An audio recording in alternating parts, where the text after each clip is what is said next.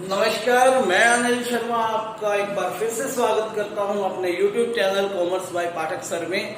हमने एक चैप्टर पूरा कर लिया है, पार्टनरशिप द फंडामेंटल कंप्लीट कर लिया है। आज की ये वीडियो नए चैप्टर से संबंधित है, नए चैप्टर की इंट्रोडक्शन देंगे आज इस वीडियो में आपको। आज आपके सामने लिखा है चैप्टर नंबर 2 है ये, change in profit sharing ratio among existing partners. ठीक है, इसमें सबसे पहले हमें सीखना है कि रिकंस्टिट्यूशन करना है, रिकंस्टिट्यूशन ऑफ पार्टनरशिप। ठीक है, रिकंस्टिट्यूशन ऑफ पार्टनरशिप फॉर्म को कैसे रिकंस्टिट्यूट करते हैं। रिकंस्टिट्यूशन का मतलब क्या होता है? री मीन्स वंस अगेन, या दोबारा, हिंदी में कहेंगे दोबारा। कंस्टिट्यूशन मतलब गठन करना। ठीक है, क्या करना? गठन करना या राइट अप करना, लिखना। आपको मैंने बताया था कि पार्टनरशिप क्या है। एक लाइन आपको याद होगी, पार्टनरशिप इज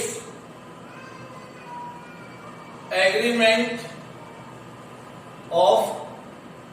ठीक है, पार्टनरशिप क्या है? एक एग्रीमेंट है। यहां हम कहे partnership is result of agreement. ठीक है ना बेटे? क्या है? पार्टनरशिप रिजल्ट है एग्रीमेंट। ठीक है, जैसे शादी होती है ना, शादी फेरों का रिजल्ट होता है, फेरे नहीं लेंगे तो शादी नहीं होगी। वैसे ही पार्टनरशिप किसका रिजल्ट है? एग्रीमेंट का रिजल्ट है। अब क्या हो, जब पुराना एग्रीमेंट खत्म करना हो, ठीक है, यानी कि पुराने एग्रीमेंट, पुरानी सहमति, पुराने जो फेरे पड़े थे उनका तलाक लेना है, वो खत्म करने हैं। पुराना एग्रीमेंट खत्म करेंगे और एक नया एग्रीमेंट लिखेंगे। ठीक है ना? पुराना एग्रीमेंट खत्म करेंगे, नया एग्रीमेंट लिखेंगे। जब हम नया एग्रीमेंट लिखते हैं और पुराना एग्रीमेंट खत्म कर देते हैं, इसको क्या बोलते हैं? रिकंस्टिट्यूशन। Reconstitution of partnership. ऐसी कौन कौन सी सिचुएशंस हैं जहां पर नया एग्रीमेंट लिखने की आवश्यकता पड़ती है? एग्रीमेंट तो था ही, नया एग्रीमेंट लिखने की आवश्यकता कब पड़ेगी?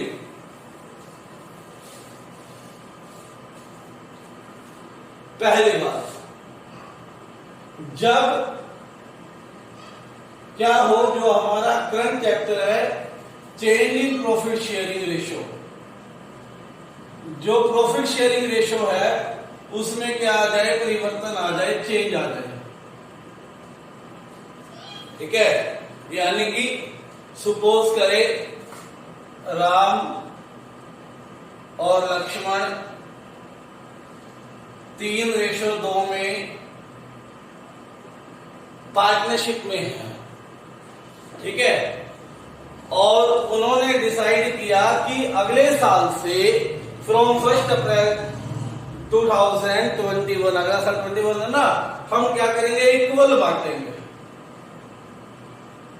तो ये कौन सी रेशो हो जाएगी? ओल्ड रेशो हो जाएगी, जो पहले थी पुराने एग्रीमेंट के अकॉर्डिंग। और ये क्या हो गई? जो नए एग्रीमेंट के अकॉर्डिंग हमने लिखी है, न्यू रेशो हो गई। ठीक है ना? तो पुराना एग्रीमेंट खत्म करना है, नया एग्रीमेंट लिखना है, उससे क्या इंपैक्ट पड़ेगा वो इस चैप्टर में हम करेंगे। ठीक हो गई बात? याद रखना। उसके बाद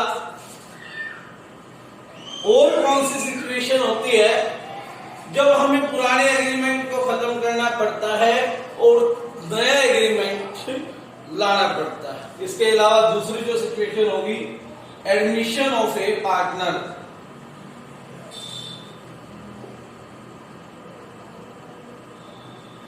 जब हम नए पार्टनर को क्या करते हैं?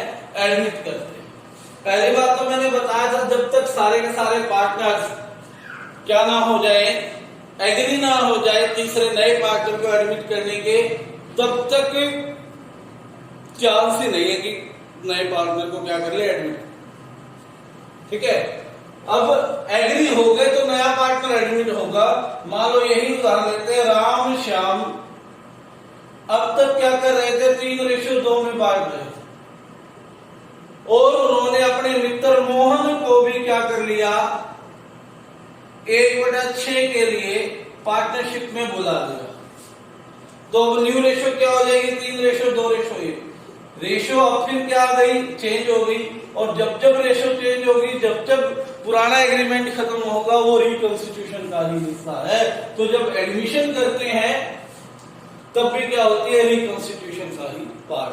ठीक है, रिकॉन्स्टिट्यूशन कब हुआ, जब चेंज इन शेयरिंग रेशो हुई, एडमिशन हुआ तब भी। तीसरा, रिटायरमेंट ऑफ अ पार्टनर। जब एक पार्टनर फर्म से रिटायर हो जाएगा, फर्म को छोड़कर चला जाएगा, तब भी रेशो चेंज होगी, तब भी क्या हुआ, रिकॉन्स्टिट्यूशन ऑफ पार्टनरशिप हुई। चौथा case, death of a partner. जब किसी पार्टनर की डेथ हो गई, ठीक है, जब किसी पार्टनर की क्या हो गई, डेथ हो गई, तब भी हमें पुराना एग्रीमेंट खत्म करना पड़ता है, नया एग्रीमेंट लिखना पड़ता है। तो वहां पर भी क्या हो गया, आपका रिकॉन्स्टिट्यूशन ऑफ पार्टनरशिप हो गया। उसके बाद अमलगामेशन ऑफ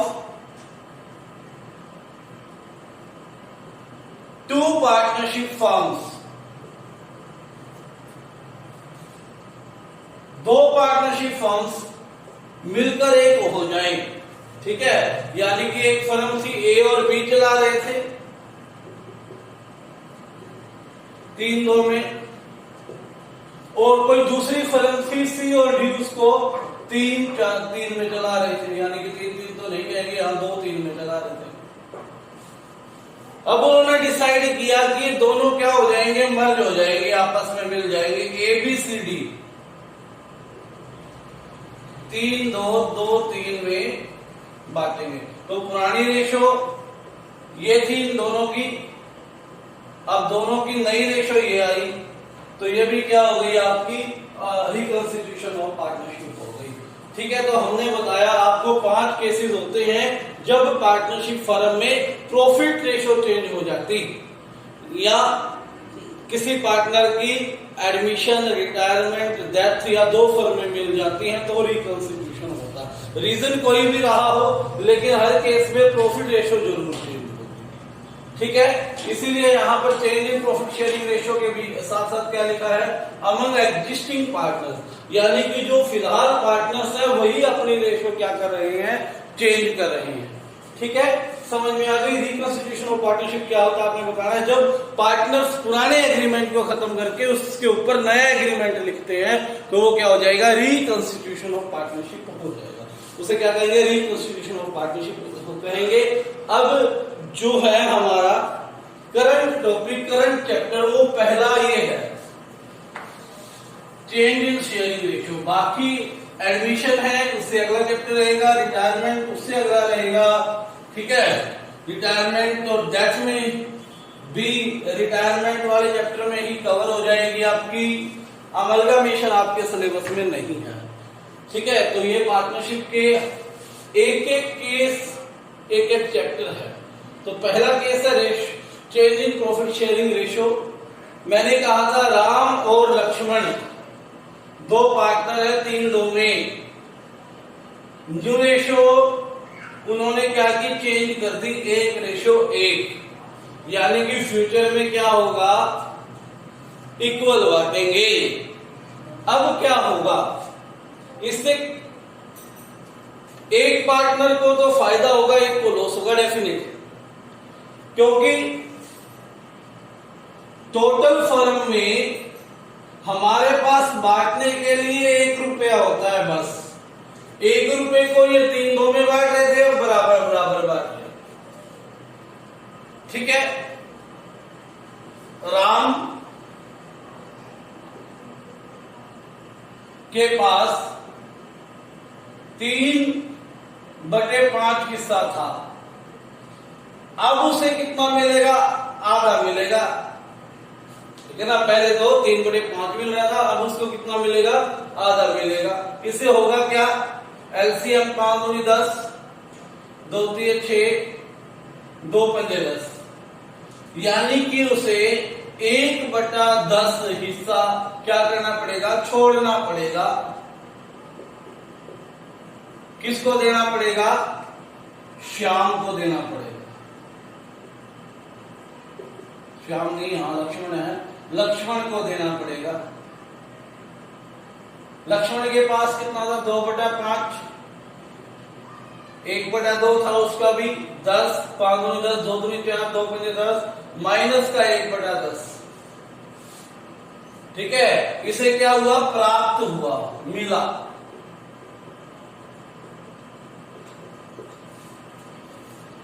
ठीक है, जितना इसने छोड़ा वो किसको दे दिया? लक्ष्मण को दे दिया। ठीक है, जितना इसने छोड़ा किसको दे दिया? लक्ष्मण को दे दिया। तो जो इसने छोड़ा है ये क्या किया? उसने सैक्रिफाइस किया, और इसने क्या किया? गेन किया। ठीक हो गई बात? ये क्या थी? इसकी ओल्ड रेशो। ये क्या थी? Old ratio. और ये माइनस करके क्या आई? New ratio.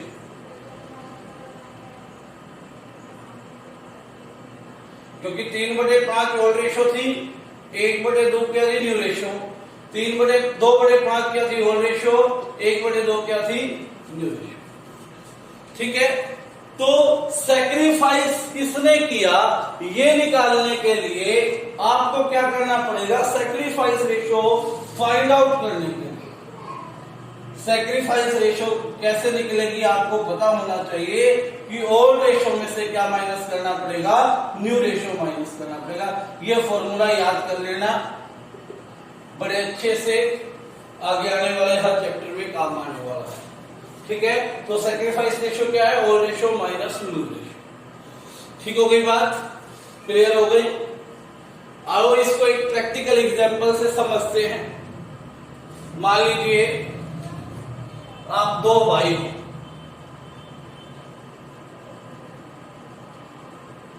और आपके पिताजी आपको 5 चॉकलेट्स देते हैं। ठीक है, राम और लक्ष्मण ही लेंगे। 5 में से 3 राम लेता था आज तक, और 2 लक्ष्मण लेता था। ठीक है, अब क्या हुआ? उन्होंने डिसाइड किया कि हम तो बराबर बराबर लेंगे, इक्वल लेंगे, यानी कि आधी ये लेगा और आधी ये लेगा। अब इससे क्या हुआ? 0.5 इसको तो छोड़नी पड़ी, सैक्रिफाइस करनी पड़ी, और इसको क्या करना पड़ा? गेन करना पड़ा। क्योंकि चॉकलेट तो कितनी थी? 5 थी। वैसे ही यहाँ पर शेयर कितना था? 1 था, जिसको इसने चेंज किया। तो old ratio minus new ratio क्या आ गया आपका? Sacrifice ratio. ठीक है, इसमें यह समझना है कि old ratio minus new ratio क्या है? Sacrifice ratio.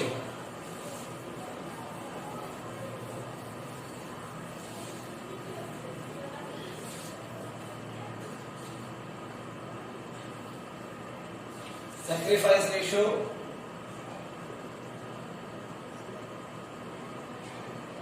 Is equal to old ratio minus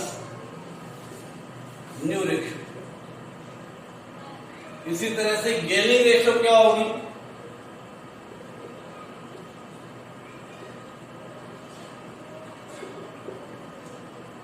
new ratio minus old ratio. Gaining ratio क्या होगी? New ratio minus old ratio. और सैक्रिफाइस रेशो क्या थी? Old ratio minus new ratio. याद रखना। ठीक है, समझ में आई? वही एग्जांपल फिर से मैं उठा रहा हूं। राम और Lakshman 3-2 old ratio, 1:1 new ratio. Ram की 3/5 माइनस न्यू रेशो क्या? 1/2। लक्ष्मण 2/5 माइनस 1/2। तो क्या हुआ, एलसीएम 10, 5 दूनी 10, 2 3 6, 2 पंजे 10, 1/10 प्लस का आया सेक्रीफाइस 10, 5 दूनी 10, 2 दूनी 4, 2 पंजे 10 माइनस का 1/10 क्या आ गया, गेन। अब ये याद रखना है कि जब आपने सेक्रीफाइस रेशियो का फॉर्मूला लगाया और उसमें माइनस में आएगा तो वो क्या आएगा, इससे अपोजिट आएगा, गेन। प्लस में आ रहा है तो सेक्रीफाइस और माइनस में आ रहा है तो गेन, अगर आपने सेक्रीफाइस का फॉर्मूला लगाया है। अब गेनिंग रेशियो में लगा के देखते हैं इसी को, क्या करेंगे, new ratio minus old ratio राम का। न्यू रेशियो क्या है, 1/2, ओल्ड रेशियो क्या थी, 3/5, लक्ष्मण की क्या थी, 1/2 माइनस 2/5, एलसीएम 10, 2 पंजे 10 माइनस 5 दूनी 10, 2 3 6, तो 1/10 क्या आ गया, माइनस का, और यहां क्या आ जाएगा, 1/10 प्लस का। अब जब गेनिंग रेशियो लगाई तो राम माइनस कर रहा है, गेनिंग रेशियो लगाने पर जो माइनस करेंगे उसको क्या कहेंगे, सेक्रीफाइस, और जो प्लस है वो गेन। यानी कि फॉर्मूला कोई भी लगा लो आप पे, सेक्रीफाइस गेन में कोई चेंज नहीं आने वाला, वो सेम रहेगा। इसमें भी सेक्रीफाइस कौन कर रहा था, राम कर रहा था, यहां भी, इसमें भी लक्ष्मण कर रहा था, गेन यहां भी, ठीक है। बस याद रखना जब गेनिंग रेशियो का फॉर्मूला आप लगा रहे हो तो प्लस वाला गेनिंग है और माइनस वाला सेक्रीफाइस अपोजिट है, क्योंकि जब गेन में माइनस आए तो इसका मतलब लॉस है भाई, और लॉस में माइनस आए तो इसका मतलब गेन है। ठीक होगी बात, मेरे हिसाब से क्लियर हो गई होगी ये बात आपको। उसके बाद एक दो क्वेश्चन है इसी से आधारित, इसी पे डिपेंड करते हैं। आज इंट्रोडक्टरी इतना ही करेंगे, एक दो क्वेश्चन और सोल्व करवाता हूं बस आपको, क्योंकि थोड़ा बहुत पेंडिंग वर्क पिछला है पहले चैप्टर का, तो वो भी आप कर लेंगे। इलस्ट्रेशन नंबर 1 क्या कहता है, देखिए, ए और बी पार्टनर्स है, A and B are partners sharing profit in the ratio of 2:1, ठीक है।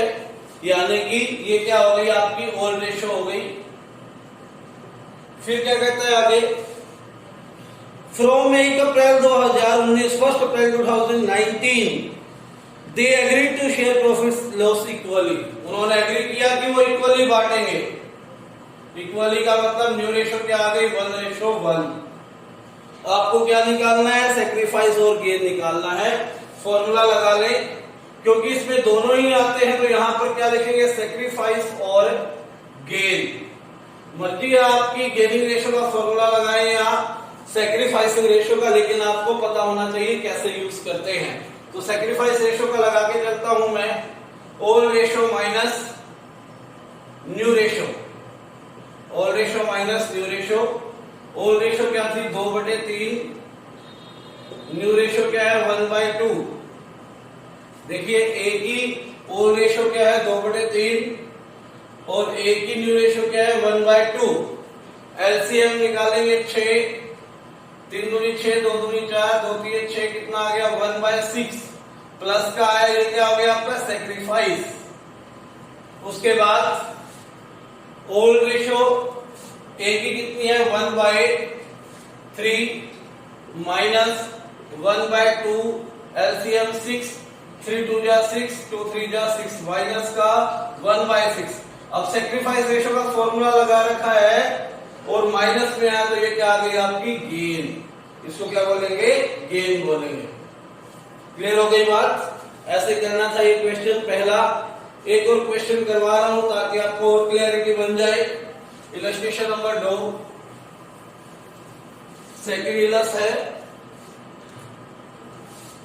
देखिए क्या है, ए बी और सी, ए बी और सी पार्टनर्स हैं जो प्रॉफिट्स को 3 2 1 में बांटते हैं, 3:2:1। क्या आ गई, ये ओल्ड रेशियो आ गई। फिर क्या कहा उसने कि वो फ्यूचर में 2:1 में बांटेंगे, यानी कि न्यू रेशो क्या हो जाएगी फ्यूचर में 2:1 हो जाएगी। क्या निकालना है, सैक्रिफाइस और गेन। क्या फॉर्मूला लगा के चले, सैक्रिफाइस वाला लगा के चलते हैं, old ratio minus new ratio. ए की होल रेशो कितनी है, ये वाली होल रेशो है 3/6 माइनस न्यू रेशो कितनी है ए की 2/5। बी की होल रेशो कितनी है 2/5 6 और न्यू रेशो कितनी है 2/5। सी की होल रेशो कितनी है 1/6, न्यू रेशो कितनी है 1/5। तो निकालते हैं एलसीएम 30, 6 पंजे 30, 5 3 15, 5 के 30, 6 दूनी 12, कितना आ गया 3/30। 30, 6 पंजे 30, 5 दूनी 10, 5 के 30, 6 दूनी 12, माइनस का 2/30, यहाँ क्या आया 30, 6 पंजे 30, 5 के 30, माइनस का 1/30। तो जो माइनस के आए उन्होंने क्या किया गेन, और जो प्लस का आया वो कितना गया सैक्रिफाइस। ठीक है, दोनों का टोटल भी कर लो, -2 -1 कितना गया -3 प्लस के 3 इक्वल आ गया, यानी कि हमारा क्वेश्चन क्या है सही है। ठीक है, तो आज के लिए इतना ही, 2 इलस्ट्रेशन हो गए, थोड़ी सी थ्योरी भी हो गई आज की, इंट्रोडक्टरी था ये लेक्चर। और इसके अलावा यदि कुछ पिछला बाकी है, पेंडिंग है, तो आप वो कर ले और वीडियो को वॉच करते रहो पिछली और सीखते रहो भाई। ठीक है बात, धन्यवाद।